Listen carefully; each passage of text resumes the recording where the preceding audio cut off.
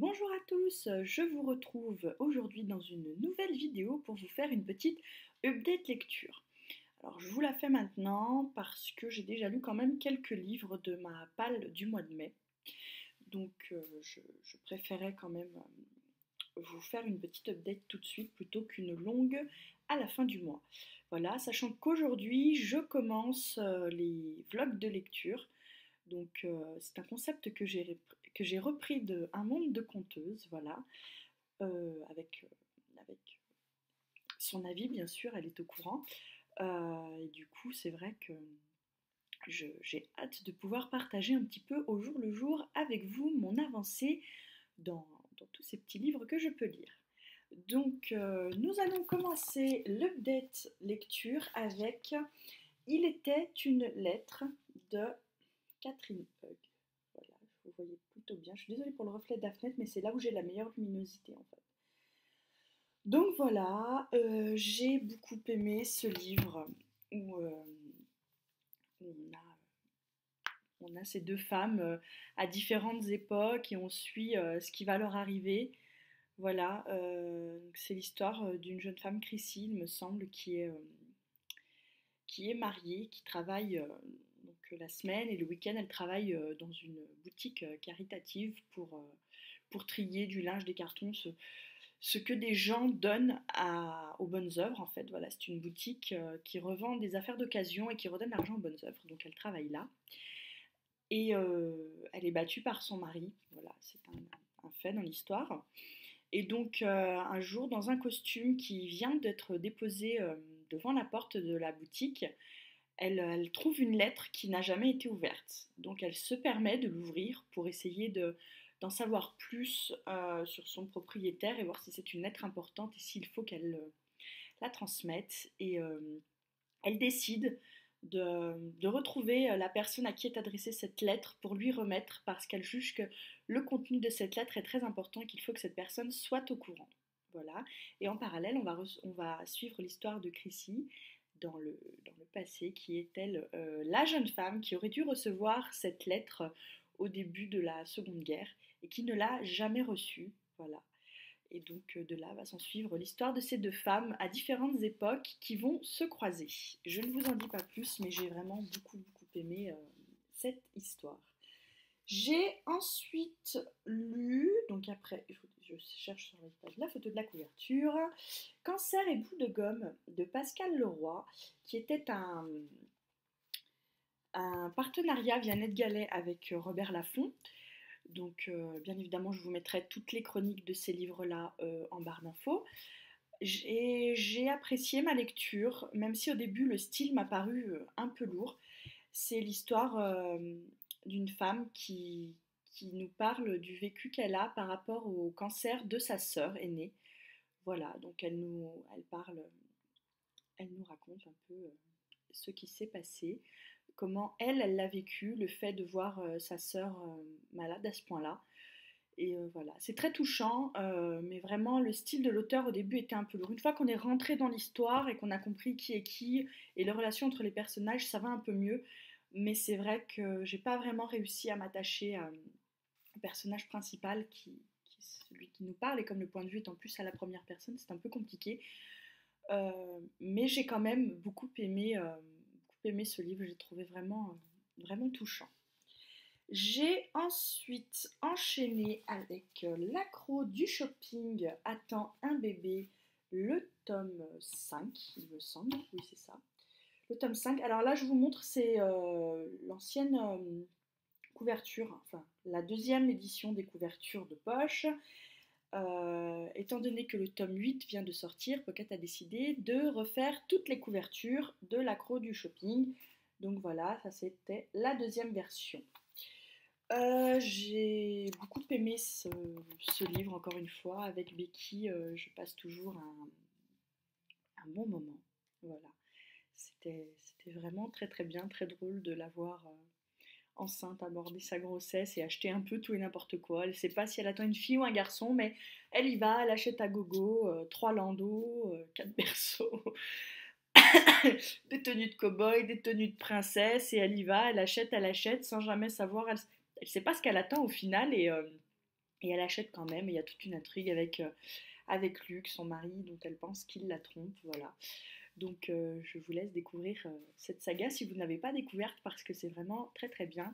De toute façon, vous aurez le lien de la chronique. Je n'ai pas encore écrit les chroniques sur l'accro du shopping, mais dès que ce sera chose faite, vous aurez le lien en barre d'infos. Avant d'enchaîner avec le tome 6, j'ai lu... Hop, hop, hop, on va retourner chercher mon autre lecture. J'ai lu Ce que tu veux de Sabine Durand aux éditions Prélude, qui est un thriller policier. Alors, c'était un partenariat via NetGalley, encore une fois. Je remercie vraiment les éditions Prélude qui, à chaque fois, acceptent mes demandes parce qu'à chaque fois que je sollicite un livre chez eux, c'est vraiment une grande découverte. J'ai pas l'habitude de lire beaucoup de policiers. C'est pas vraiment mon genre. J'accroche pas vraiment le côté suspense, le côté un peu psychologique. C'est pas vraiment ce qui m'intéresse dans une lecture. Et pourtant, avec ce livre, ça l'a fait. Le style de l'auteur est très très bien. On a deux points de vue, euh, celui de Lisa et celui de Zach, son mari. Donc on a le point de vue de Lisa après la disparition de Zach et le point de vue de Zach avant sa disparition. Voilà, donc les deux se croisent. On a des détails, Lisa nous donne des détails de son point de vue à elle, Zach de son point de vue à lui, et les deux font qu'on arrive plus ou moins à cadrer l'histoire. J'ai vraiment apprécié ce côté-là, l'intrigue est très bien menée. C'est une fin qui n'est pas ouverte, heureusement, parce que j'ai horreur de ça. Alors, dans un policier, avoir une fin ouverte, je pense que ça doit être pire que tout. Donc là, effectivement, ce n'est pas une fin ouverte, ce que j'ai vraiment apprécié. J'ai pas vraiment accroché avec le personnage principal, ni avec Lisa, ni avec Zach. Mais le style de l'auteur est fait de telle façon et l'intrigue est menée de telle façon que même si on n'accroche pas avec ces deux personnages, eh ben c'est pas grave, on arrive quand même à avancer dans la lecture, on arrive quand même à prendre du plaisir dans cette lecture. Et c'est ce que j'ai beaucoup apprécié et ça me donne d'autant plus envie de découvrir d'autres livres dans ce style-là. Voilà. Je suis donc, après cette lecture, que j'ai terminée pendant le week-end à 1000, voilà, parce que j'ai participé au week-end à 1000 qui a eu lieu au mois de mai, là, du week-end, je sais plus les dates, mais c'était ce week-end-là qui vient de passer. Donc, excusez-moi, je cherche sur la tablette mes petites couvertures. Où sont-elles passées? Mayday, Mayday, nous avons un problème. Non, c'est bon, il n'y a pas de problème. J'ai ensuite enchaîné donc durant toujours ce week-end à 1000 avec Mini Accro du Shopping, qui est le tome 6 de l'Accro du Shopping, toujours de Sophie Kinsella. Voilà, mon but dans la palle du mois de mai, c'était d'écouler un peu tout ça, tous ces livres qui étaient là, ces sagas que j'avais commencé, voilà, dont j'avais envie de le lire, hein. De toute façon, ça faisait un moment qui traînait un peu. Donc là, ça y est, je l'ai lu. Bon, je n'ai pas fini la saga puisqu'il y a un tome 7 et un tome 8, mais déjà, j'ai fini ceux qui étaient dans ma palle. C'est déjà pas mal. J'ai beaucoup aimé, là encore, je passe un moment avec Becky, toujours, hein, ce personnage, Becky, est vraiment, vraiment extraordinaire. Elle nous fait toujours beaucoup rire. Alors, ça amène pas à réfléchir sur des choses existentielles de la vie, hein, l'accro du shopping, mais on passe toujours un moment détente, et c'est ça que j'ai apprécié. Et c'est ça que j'apprécie beaucoup avec Sophie Kinsella dans ses livres, c'est qu'on arrive à lâcher prise, on oublie un peu le quotidien et on y va, on lit, et c'est tout ce qui compte. Durant ce week-end à 1000, j'ai ensuite enchaîné avec La Passe Miroir, tome 1, Les fiancés de l'hiver de Christine Dabos. Voilà, j'ai vraiment beaucoup aimé là aussi le début de ce livre. Alors je ne l'ai pas fini, c'est ma lecture en cours. J'en suis à peu près à 158 pages, quelque chose comme ça. Jusque-là, j'aime plutôt bien. Je pense que je vais accrocher avec Ophélie, un peu moins avec son fiancé, mais jusque-là, j'aime bien l'univers que Christelle Dabos nous propose, donc on verra bien quelle en est la suite. Voilà, donc c'est tout pour cette update lecture là. Ensuite, je pense enchaîner avec le reste de ma palle de mai. Voilà, je vais déjà finir celui-ci, puis on verra bien après, hein. Ne mettons pas la charrue avant les bœufs.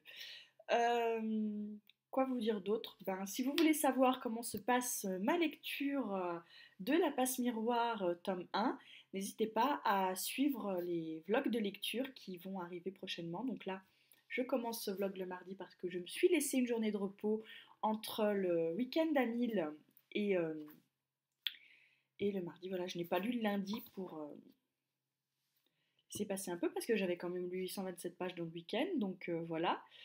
Et donc là, je vais reprendre aujourd'hui la lecture de La Passe Miroir en espérant que ça me plaise toujours autant. Et voilà, donc vous pourrez suivre un peu ces petits vlogs de lecture. Je pense que le vlog de lecture sera publié lundi. Je pense faire comme ça, du lundi au dimanche, le publier le lundi. Et on verra si ça marche comme ça au niveau des publications. Et si ça fonctionne pas, et ben on fera autrement. Voilà. Du coup, je vous laisse. Je pense faire quand même toujours des updates lecture, mais peut-être un peu moins détaillés au niveau de l'histoire, ou sauf si je ne détaille pas les histoires dans les vlogs de lecture, je ne voudrais pas que les deux fassent doublon. En tout cas, on verra tout ça. N'hésitez pas à me donner votre avis dans les commentaires. Si vous avez lu ces livres, que vous avez envie de les lire, que vous en avez entendu parler, n'hésitez pas à me donner votre avis. Sur ce, je vous laisse passer une bonne journée. Bye bye.